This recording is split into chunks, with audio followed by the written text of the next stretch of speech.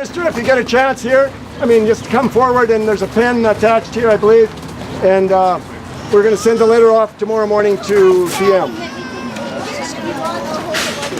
So, so I'd like to say a few things about Tibet here and what the situation is there now.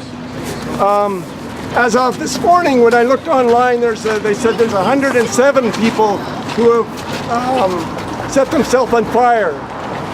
And I guess first off, a lot of people wonder, well, what is the Tibetan feeling? What is the Dalai Lama's feeling of this? And what is the Buddhist view of this? And you know, what's behind such an extreme action? First of all, His Holiness the Dalai Lama has said this is not a Buddhist thing to do. It's a self-sacrifice. These are people who are desperate and have in their religion don't believe in a violent response to the repression that they're suffering. And this is the only form of response they felt like they could give, is to sacrifice themselves. But nevertheless, it is to commit suicide is not really a Buddhist thing, and it's not endorsed by the Dalai Lama or the Tibetan government in exile.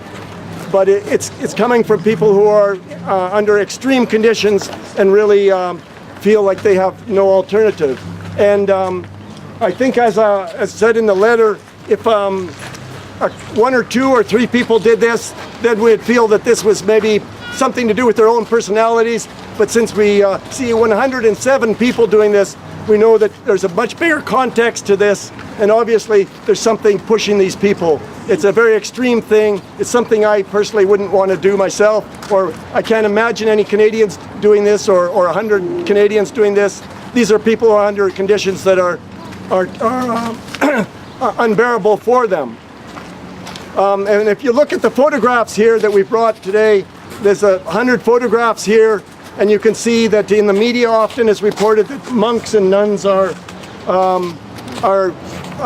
setting themselves on fire. But you can see that there's young teenagers, there's mothers and fathers, there's all a complete demographic of people who've done this. And it really tells you a little more about how the society in Tibet is responding to the situation which they're in.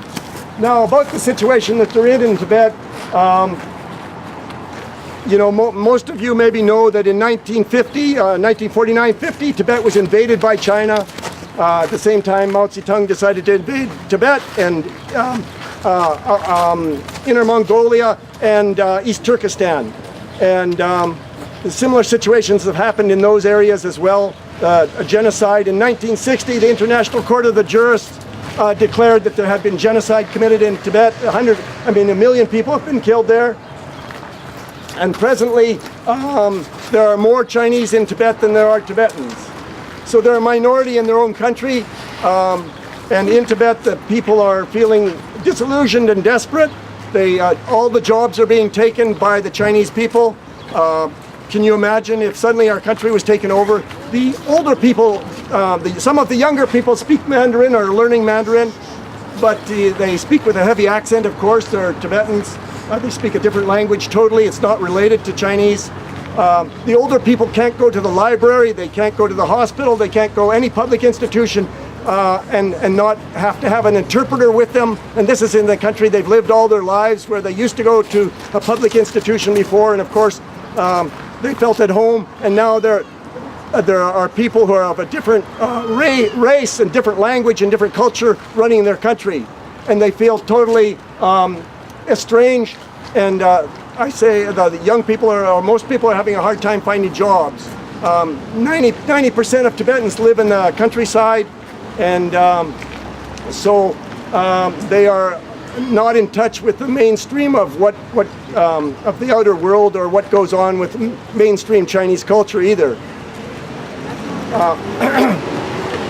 But what's happened with the Chinese government with the mass immigration into Tibet is that not only the jobs have been taken, but now there's a strong movement by the Chinese government to just stop the Tibetan language in many ways. It was originally, in the last few years, it's been taught up to grade 6 in the schools, or the equivalent of grade 6, and now in many areas they're just stopping the Tibetan language. And the people feel if they lose their language, they're losing everything.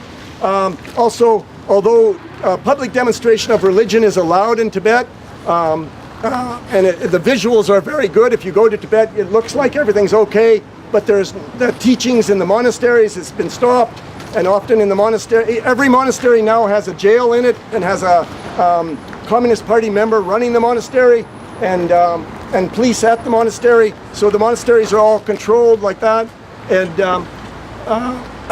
so that's one other aspect. As far as their culture goes, as far as their tradition goes, even the folk songs of Tibet have been revised by the Chinese government to include the great motherland of China.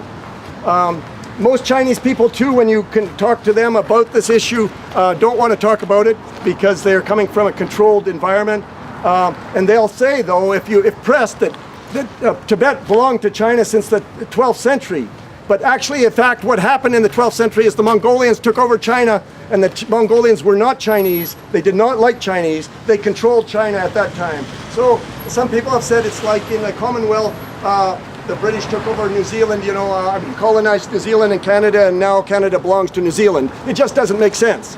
And so that's the rationale. If you run into that argument, you'll understand that it makes no sense at all, and Tibet's been an independent country for the last few thousand years.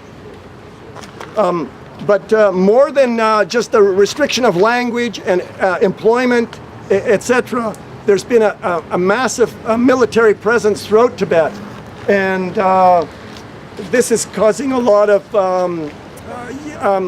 a lot of desperation by the people, just feeling constant presence of police, because there's a movement against freedom of assembly. There's no independent media, and people are not free to just be to have the normal basic human rights of the International Declaration of Human Rights of the UN, which China is a signatory to. So consequently, people are feeling stifled. They don't have work. They can't get involved in their religion in a big way. They can't get involved in their culture in any meaningful way. They're surrounded with an alien population, and a lot of what the population that they see of the alien population is military. And the military are extremely brutal with them. Torture has been systemic there. We've had Chinese officials, and even Alberta, the Premier of China came to Alberta a few years ago and said, well, you've got Quebec. You've got Quebec trying to break away. Well, we've got Tibet trying to break away. We've got the same problem. No, we don't shoot the Tibetans who want to break away. Anybody in Quebec who wants to have independence, if they can get a referendum together, they're entitled to do that, And maybe there's a lot of fighting, but nobody's getting shot. Nobody's getting shot for holding up a Tibetan flag. A Quebec fleur-de-lis. But in Tibet, if you hold up a Tibetan flag, which we have a few here in the group, you could be killed on the spot, or you will certainly be taken away and certainly be tortured by the most extreme methods. Also in Tibet is one of the poorest places in all of China, and it's been analyzed, and it's been shown that it's been held that way deliberately to keep the Tibetan people down. So what's needed from us here is, first of all, awareness. Of course, there's extreme conditions everywhere on our planet. There's many different things we have to be involved in, but this is one issue we should be aware of. And some people say it's some of the worst human rights conditions in the world, because it's a prolonged situation. Although some of the mass killings are not taking place anymore, there's still systemic torture of people and disappearances of people, and complete harassment on all levels.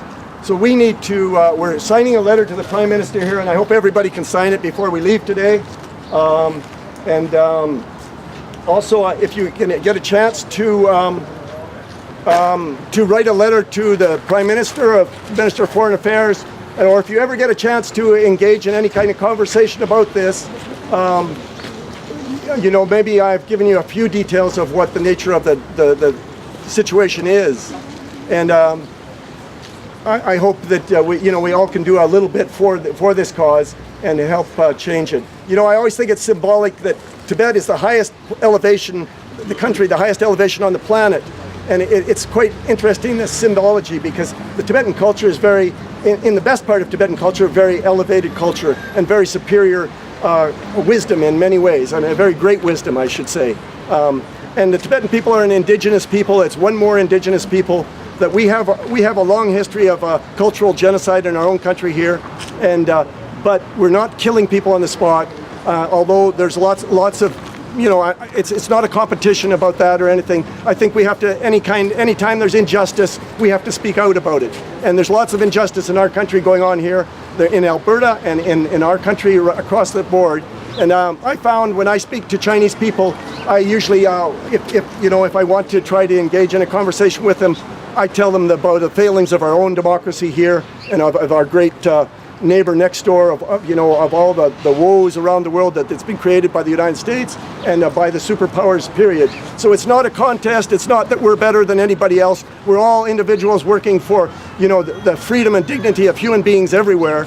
And hopefully we can help, pressure our government to get the guts together to speak out to the Chinese government, that the Chinese need our resources and they're not going to go away. They're going to keep at us. And we're trying our hardest to stop those, to stop all the dangers involved in all that. But at the same time, we need a government that's going to speak. I mean, I know we've got a government that's lame and we're all ashamed of in many ways, many times, because they just refuse to act. But nevertheless, Stephen Harper met with the Dalai Lama. When he first came into power, he did speak out against the Chinese, and then he was advised that it was bad for business. But I think now business is entrenched, the business is not going away. So that's not threatened. There's nothing threatened there. We need to talk about democracy and talk about freedom in China. Every day we hear a human interest story about China. I get sick of it. It's this curious thing or that curious thing coming out of China, but never do we hear anything about what's going on in Tibet. So let's be more informed, and let's try to inform any chance we get our government and those around us. Thank you very much. Thank you. I wonder, is it possible you could